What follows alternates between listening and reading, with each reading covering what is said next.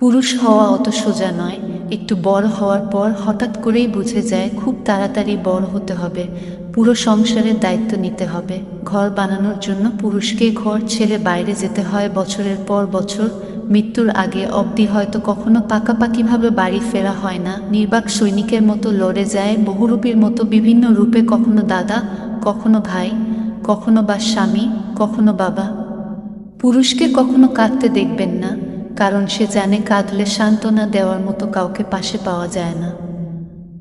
বিভিন্ন কারণে যদি স্ত্রীর সাথে ঝগড়াও হয়ে যায়, সে হয়তো চুপ করে থাকে বা একবেলা না খেয়ে থাকে, তবু তার কোনো বাপের বাড়ি হয় না যেখানে গিয়ে সে তার অভিমানটা প্রকাশ করতে পারবে। যতই শিক্ষার ডিগ্রি থাকুক, পুরুষের সম্মানটা তার উপার্জন এবং মূলধনের উপরে নির্ভর করে।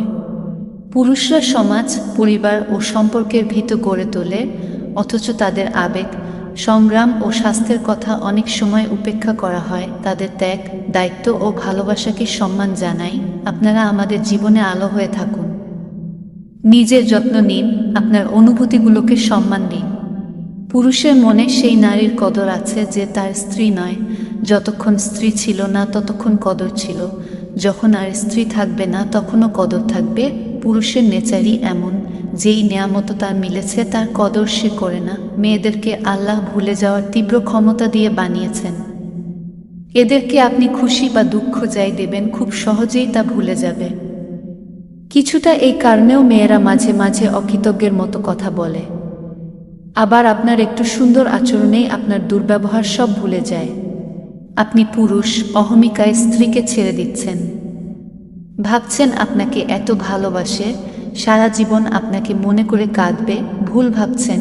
আপনাকে হারানোর ভয় আপনার স্ত্রীর মাঝে যতটা তীব্র, কিছুদিন কান্নাকাটি করে, ঠিক ততটা তীব্রভাবেই কিছুদিন যেতেই আপনাকে সে ভুলে যাবে। এটাই তার নেচার। মহান আল্লাহ তাকে এভাবে বানিয়েছেন।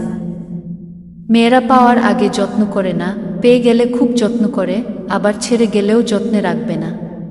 পুরুষ পাওয়ার আগে যত্ন করে, পেয়ে গেলে যত্ন করে না, আবার ছেড়ে গেলে যত্ন খোঁজে।